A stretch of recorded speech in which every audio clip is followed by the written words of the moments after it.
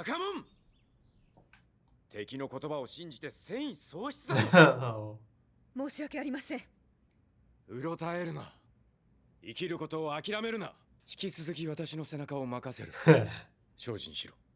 大佐も人のこと言えないでしょうが。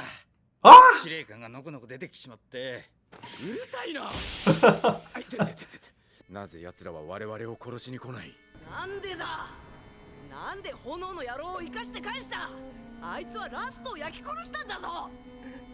ラスト。Oh, he's actually sad. 動員はスタング。彼は利用できる。利用？まさか奴に扉を？心配するな。彼のことは父上から任されている。Father has left him to me. あっちにあるっていう僕の肉体は栄養取ってないんだよ。そんな体に戻れたとしても。魂の情報として俺とアルの血を混ぜたよな。うん。で、二人で一緒にあっちへ持っていかれて一度分解された。And そ then? の過程で俺とアルの精神が混戦してしまった可能性はないだろうか。おこっちにいる俺とあっちのアルの肉体がつながってる可能性はないかってことだ。ほら、俺って年の割に身長値。They're gonna be so shocked. 知性し認めた。現実と向き合った。Some mushrooms. アルの肉体の成長分もエドが背負ってる。なんか突拍子もない話ね。そういえば兄さんってしょっちゅう寝てる。もしかして僕の分まで睡眠取ってくれてる。Interesting. Who is the fool? 研究所を中心に円を描いてみたのですが。中央司令部。しかもこの建物は大総統官邸。その地下にホムンクルスたちが。大総統が連中とつながっている可能性もあり。つながっていなくても変だ。情報を引き出そうともせず殲滅した。大総統不可解だな。予想外にでかい獲物が釣れたな。Careful now, careful now. やりがいがあっていいだろう。ああ、その件ですが、一抜けさせてもらいます。The framing of that guy in the back there? 俺の両足、感覚ないっすよ。おう。いや、どこか悪いのか。企んでると分かっててあれをロス少尉と断定したのか。戦友とはありがたいものだ。Dr. Marco. なんかじゃねえ。共犯者だろ。He's quite お前 blunt. さんが焼いて俺が解剖。イシュバールは巨大な実験場だった。Oh. 何かあったのか。部下が。Oh, look at that. Immediately looking into. 下半身不随だ。Okay, that's certainly realistic, right? ハボックの足のことですが、鋼の大将から仕入れた情報です。ドクター・マルコー、医療分野に精通した錬金術師、賢者の石。俺の休暇延長できますか？許可する。行け。Hold up, did I get the doctors' names mixed up? あ、そうだ、少佐。今、憲兵司令部から回ってきたのですが、国家錬金術師に優先して伝えるようにと。Oh boy. Oh boy.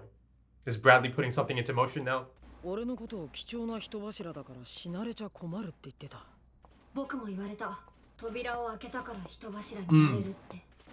人柱ってのは多分扉を開けて帰ってこられる力量を持った。 There it is. Okay. Official confirmation. I mean, it was clear, but スカーが再びセントラルに現れた模様。死者3名すべて国家錬金術師。他負傷者多数。Is it actually Scar though? ロックベルのおじさんとおばさんを。まだ確定したわけじゃないけどな。そんな。兄さん、これウィニーには言っちゃダメだよ。Yeah, it was 言え kind る of. かよ。もうあいつの泣き面なんざ見たくねえ。奴らは俺に死なれちゃ困るんだ。だから俺がスカーに襲われて危機に陥ったら出てくる。確率は低いと思うけど。俺たち Perhaps, but 仮にホムンクルスが出てきたとしてもどうやって捕まえるのさ。強い上にほとんど不死身なんだ。不死身。Ah. 不老不死ですね。ホムンクルスやらが不老不死なら話は別だ。あれ、なんだか疑われてる？ロス少尉を助けてくれたのには感謝してる。でも仲間は多い方がいいだろ。Perhaps. こっちも真剣なんだ。一族の命運がかかっている。いいだろう。ホムンクルス持ち逃げすんなよ。約束は守るよ。一般の恩があるしね。Oh. ルームサービスでごちそうさ。Love the voice acting. Oh. Yeah. 待て、それキャンセルして、もう少しセントラルにいろ。は？食わす予定あるんかい。兄さんの魂が。あんまり危ないことしないでよね。Oh.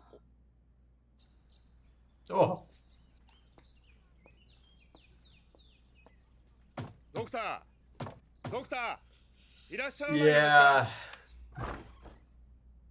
そうか。ご苦労だった。 I think I did get the names mixed up. 手詰まりか。まだ治らんと決まったわけでは。自分がもう使えないってわからないほどバカじゃないっす。It's tough. It's tough for him. 動けない駒はいらんでしょう。置いていけよ。捨てていけよ。あんたこんな下っ端に構ってる暇あんのかよ。 I was just gonna say, he doesn't want him to be distracted. あるんだろうが。道場なんていらんのかよ。 Oh, look at his eyes. わかった。置いていくから追いついてこい。私は先に行く。上で待っているぞ。No man gets left behind. Not under Roy Mustang. 生きることを諦めようとした私でさえ Yeah. 見捨てようとしなかった。 He cares. He cares a lot. 背中を預けると言ってくれた。捨てられないのよ。バカだ。そんな甘いことでこの国を上り詰められるわけないじゃないですか。そういうバカが一人くらいいてもいいと思うわ。Okay. これは今日は休業だな。 Look at this animation though. お困りのようですね。国家錬金術師。Oh no, it's that score from the play date. Nina. すげえな坊主。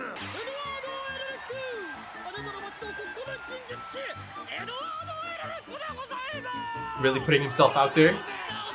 街中俺の噂で持ちきりだな。これだけ派手にやればね。Yeah, yeah. ドクターマルコなら。待て。一目につく。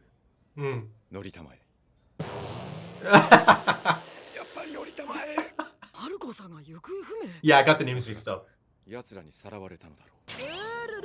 スカが怖いですか。この前の大佐殿は役立たずでいらっしゃいましたからね。やめるな。今日は快晴だ。来てしまったではないか。 He actually is here. 雨も降ってねえのにびっしょりだぜ。もっと注意。撃っちゃダメだ。ホムンクルスが出てくる前にスカーが憲兵に施行されたらどうする。そこは大佐がうまくやってくれるでしょ。この私を顎で使うか。 Great shot. He hasn't said anything yet. 至急応援求む。貴様何をするか。よし、次は17区だ。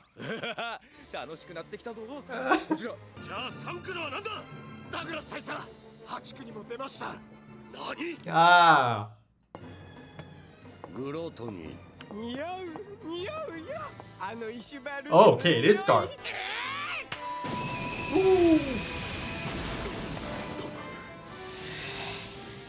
Lucky. There it is. Okay, it is Scar. I don't know how.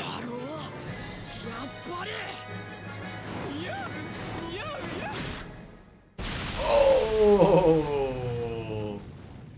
Is it a lot of fun? はい、こんにちは。君変わった中身してるね。 Look at this. Look at this. 何人いるのかな。逃げても無駄だ。貴様独特の木。どこまでも追えるぞ。敵 Food? 食べていい？おお、気配がわかるのかね。Oh. 邪魔な能力だ。 Oh. Yeah, it is.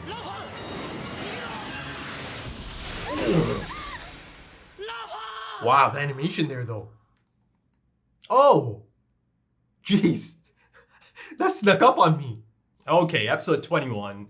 That is quite the cliffhanger, man. That is quite the cliffhanger. And I feel like the ending song is kind of taunting me, you know? Let it all out. But yeah, I mean, it's quite the setup. I mean, in that sense, a lot of this episode does feel like, the build-up, the setup episode. Though, of course, the follow-up episode, yeah, it promises to be quite interesting, right? It promises to be bombastic, quite exciting. I mean, on one end, you have Scar against the Elric brothers, and how cool and wholesome. I mean, yeah, it's a dangerous and tricky situation, but I found it so wholesome to see Ed and Al side by side, performing circleless alchemy. I just love the brothers so much, right? Especially together, it's the best. But then on the other end, you have Ling and Lan Fan, or Lan Fan or Lan Fan. Let me know. But yeah, you have them in quite the situation. I mean, it doesn't look like she died there. He got her mask. No sign of blood. But this is just the beginning. Bradley. I mean, essentially, Bradley is the last person you want coming at you. This man is scary as fuck. He is really quite special, isn't he? And they showed me a taste of it. Him dismantling Greed's crew, right? Picking them apart one by one, with relative ease. So he's devastating. He's impressive. So this has me concerned because, of course, Ling and Lan Fan, I like them a lot. Ling, I feel like Ling, yeah, he continues to be a great character. Of course, I love him. And of course, he provides a lot of that comedic relief as well, the levity. Though there's a lot of that in this show, in this anime, and in this episode. I felt like it had a lot of great comedic moments, right? But finally balanced with the heart of this episode, that is Havoc and that situation, and Roy Mustang, right? And his belief in the people he cares for, right? His absolute belief in them, the fellowship, the camaraderie. I mean, it's just all so fantastic to see, isn't it? Once again, reiterating that Roy Mustang doesn't leave anyone behind. He cares for his subordinates, his team. It feels like a family, right? Now, you see a strong example of that on screen, but, like I've mentioned in discussions in the past, that was clear, right? That he cares for them a lot. No one gets left behind. I mean, it kind of always ties back to his goals, right? He's not doing it just for himself. He's not. But yeah, Riza Hawkeye and Roy Mustang, that dynamic continues, and I get to see a bit more of that dynamic here at play. They're really quite hard on each other, right? And I feel like that's because they care for each other so much. But I love how it's being depicted on screen. It's subtle. A lot of these moments are really quite subtle. I love seeing Hawkeye speak of Roy Mustang once he's not in the room anymore, right? It's a totally different demeanor, right? She always has that really cute but subtle smile on her face as she mentions I almost called him Colonel. Is that still his title? No, that's not his title anymore, right? He got a promotion. But anytime she is speaking of Mustang to someone else, it's a lovely moment, isn't it? This country needs a fool like that. But, Havoc, it really was quite sad to see someone so jovial to be like that, to be in that condition. And, in that sense, first of all, I was really, really quite shocked, and surprised to see him alive. I just kind of assumed, okay, he's not one of the main characters, but, he's high enough on that list in terms of side characters that his death is meaningful, right? So I just kind of assumed, given how brutal that looked, him getting impaled by lust, I kind of assumed, okay, he's a goner, surely, he's not going to survive those injuries, but he survived. But I think it kept it real though. It kept it realistic by adding this element, new element of paralysis, right? Changing his life forever and changing his dynamic within that squad forever, right? You can see he's in his head a lot throughout this episode, right? Kind of zoned out. There's that moment, the other guy. Now, you'll have to forgive me, but I was actually being kind of suspicious, or fans of that guy perhaps might be, maybe a bit annoyed that I was questioning his loyalty. But I don't know, some of the framing, some of his reactions, and of course, the animation continues to be so good in terms of expressions that, for a moment I was starting to think, is there something going on here? Is this man a bit of a double agent or something? I don't know. But, once you start thinking about it, of course, they're not going to let, Roy Mustang is not going to let some sort of double agent even close enough, right? He knows these people. Of course, he's known them for some time. There's trust that's been built up, right? Like I mentioned, that fellowship. So yeah, listen, I can have these moments as well, sometimes I do kind of overthink. Or I do have a tendency to overthink, because I'm suspicious of things. Listen, look at the situation with Scar. I mean, for half the time, I'm not even completely sure if that is Scar because, I keep thinking, is that envy, right? But then it became really clear once again, okay, surely, she cannot mimic or replicate to that extent, right? And of course, they made it really clear that is Scar. I don't know, I just kind of felt like, even though he was headed there, right? Him and Mei Chang and the other guy whose name I cannot remember now. I just still kind of felt like it came out of left field. Him just showing up suddenly, right? He didn't say much throughout that fight. Maybe he'll speak in the next episode. But yeah, for a moment, I thought this might not be the real deal, right? And that it might be something maybe King Bradley put into motion. But I'll come back to Havoc. Let's kind of go back to the ending, right? Lan Fan and Ling against Gluttony and King Bradley, who is openly showing off his abilities. I mean, before the eye shows up, and that's a brilliant shot, that bit of animation of him launching up the stairs essentially, right? And not even giving Lan Fan a chance to, kind of equip herself or, get ready for a defensive position or, defend herself. Before the eye kind of shows up, I guess you could just kind of chalk it up to, okay, this is an experienced individual who's kind of, been at it for years, decades, kind of fine-tuning his craft and becoming really quite impressive, right? But then, the eye's out as well now. And then, of course, you have to look at this pesky ability, as he called it, of Lan Fan and Ling both being able to, notice and feel the chi. I mean, it's a funny line of dialogue as well, given Gluttony and his nature, right? His gluttonous nature. How many people do you have inside of you? How many people have you eaten? But, on the other end, it's also speaking of the souls that are present within the Philosopher's Stone. That is essentially its heart, right? So they know, they can sense it, they can feel it. But, nothing of that sort for Bradley. Right? I suppose they didn't really even get a chance before he launches that strike. But, it's exciting. It's exciting because once this fight continues into the next episode, or actually really kind of takes off, that was just the opening shot, the opening strike, right? I certainly hope so because I don't want to see either one of them die. But listen, man, it's King Bradley. How he cannot let them leave, right? They've seen too much. They've sensed too much. And I'm sure as the fight progresses, Ling and Lan Fan both, if Lan Fan is in position to kind of fight back, though, that blow must have done some damage for sure, right? They're going to sense the presence within King Bradley as well, something really quite off. Because as of this point, if Lan Fan and Ling survive this, and I feel like it is essentially far too early for them to die. They just got introduced, and this story is still in the early stages, especially Ling, right? Who's the focus here, essentially. Then you have the characters that are attached to him, Lan Fan. I feel like, it's a tricky situation. I feel like it's too early to kill them off. Yet, how the hell are you supposed to escape King Bradley, right? Unless he lets you go, I just don't see how you escape him, right?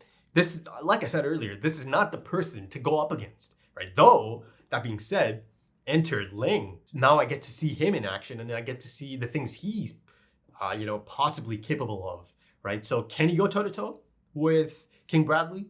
Let's see, man. Exciting. The setup is really quite exciting. But yeah, this could be a turning point for Ling's story progression as well, right? If he comes out alive, that is. But in terms of King Bradley, let's kind of go back to the opening of the episode, or the first few moments of the episode, as it transitions to them, as Gluttony and Envy find out about Lust and her passing, right?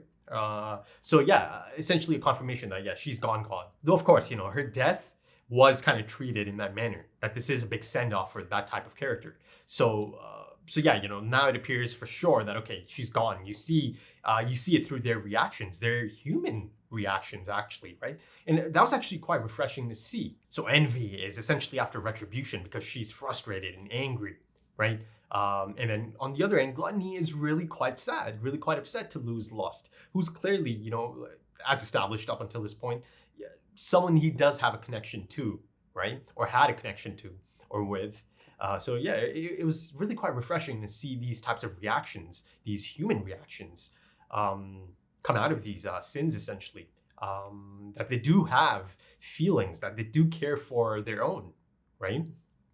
But you see that King Bradley really quite calm and composed. But King Bradley kind of reassures them that there's other plans for Roy Mustang, that in fact Father has kind of given him the responsibility of dealing with Roy Mustang, that he could be used as set up a long time ago as well.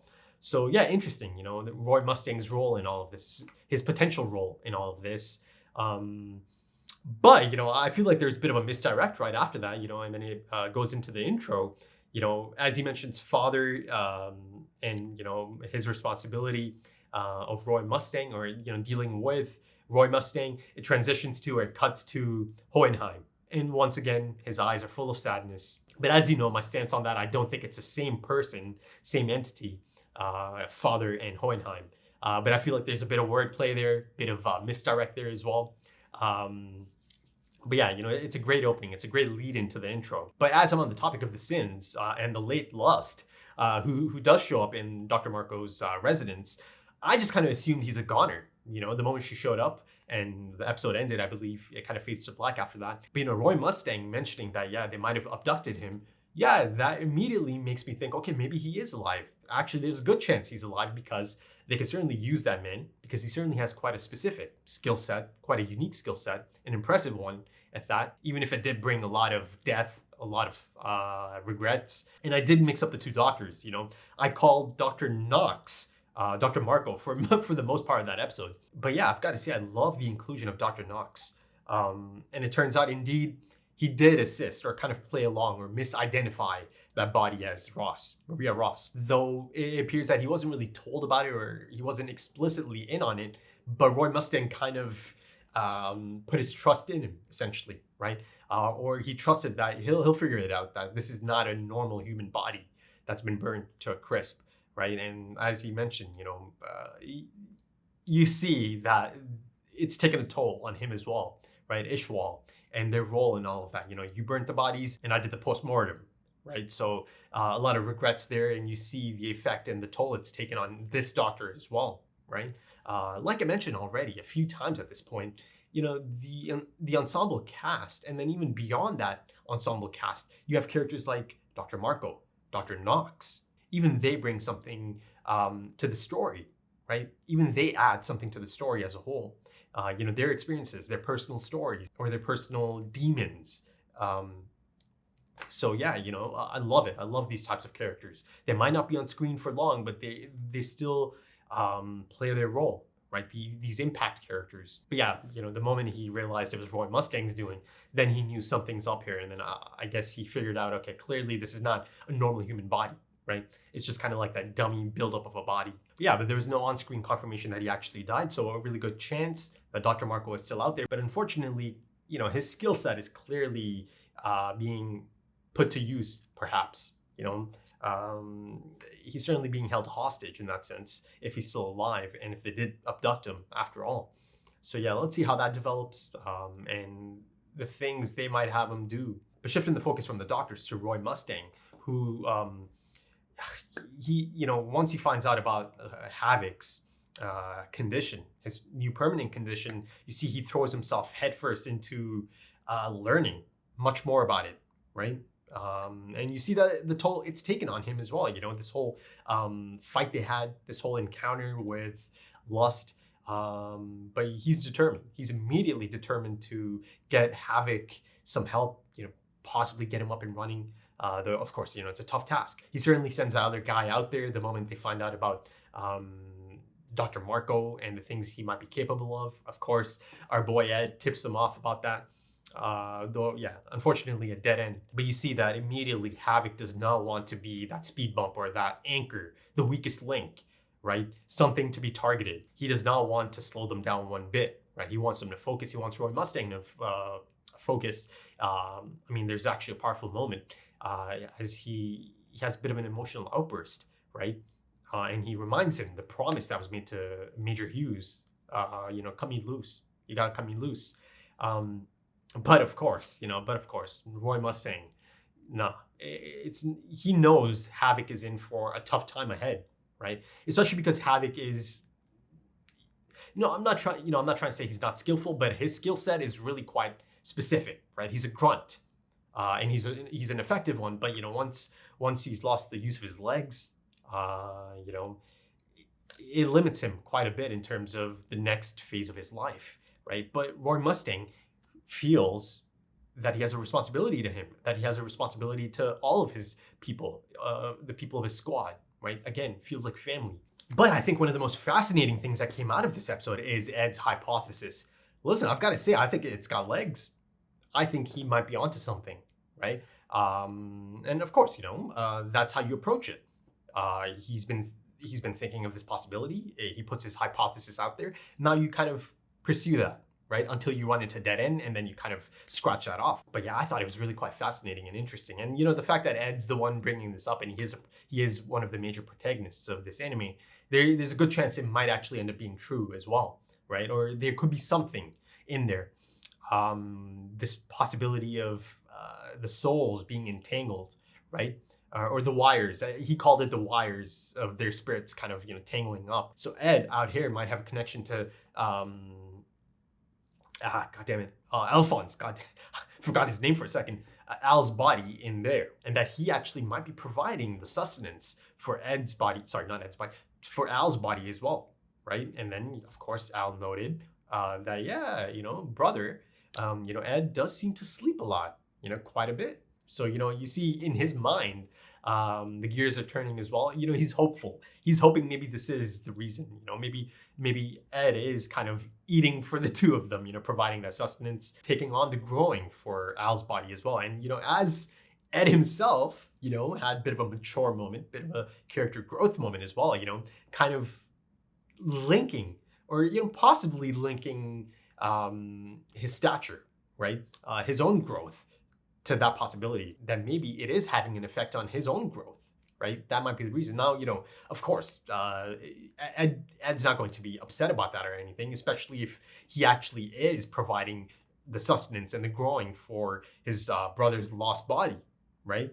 Because, there is that really realistic concern that, again, provided through the situation of Barry the Chopper. Like I said, it was so great to have that character arc in there, Barry the Chopper, being the mirror to Al, right, as a suit of armor that has a soul attached to it, and that connection to the body that is rotting, right? So they've seen it all play out. Now you can apply a lot of that to Al and his situation. So there's that real concern that if his body's out there, how is it staying fresh? And that makes you kind of think about the growth of it. Say hypothetically he was to get his body back, would it be the same body he lost at that age? Or would it be a body that has grown as well? But yeah, I think that might be it for this episode. Like I mentioned, some of the comedic elements, there's a lot of really fun moments here. I actually love seeing Roy Mustang kind of let loose a little bit, kind of have fun as he's kind of, making those calls to kind of throw the scent off, send them scattering throughout. So it gives Ed and Al a chance to fight Scar, though it's a risky play, right? How long can you really let that happen, hoping that they do show up, right? Because, you know, Ed kind of has this thing to latch onto now, this possibility or this thought that, you know, they need me. They really need me, so they cannot allow me to die, right? They came to his rescue in the 5th lab, and he actually even used one of the moves he figures out in the 5th lab, right? The punch. So yeah, it's a great shot of him and Scar going punch for punch there. But yeah, you know, like Al mentioned, it's risky, it's reckless as well. But yeah, you know, Roy Mustang having a fun time. The voice acting was great. You know, of course, there's that little montage of Ed really putting himself out there. And I feel like that animation style really sold the tone of that segment, of that montage, right? So I like how they can kind of shift the tone of it through the animation styles. And there's also that funny moment as Al kind of pulls his soul back in to Ed's body. I've got your soul, brother. So a lot of fun moments, Like I mentioned, it's a fine balance. But yeah, let's see how it all plays out. You know, King Bradley's really public appearance and kind of running the risk of revealing that he might be allied with the Homunculus or Homunculi. So yeah, let's see how it all plays out. And yeah, you know, I've got to say, I'm excited that King Bradley is starting to step out a bit more into the main story, right? For a long chunk of it, he was kind of in the background, but recently he's been really coming to the forefront, right? So he's got a lot of things going on, you know, he's got a lot of plans. So it'll be exciting to see the next episode for sure. So if you enjoyed this, consider dropping a like, consider dropping some comments, give me your thoughts. If you're interested in early access or perhaps even full length, consider checking out the Patreon page. The links are in the description and the pinned comment. Also, there's links for social media, if that's your thing. Right then, thank you so much for joining me and thank you for your time, as time is precious. And I do hope to see you again soon for the next one. Until then, take it easy.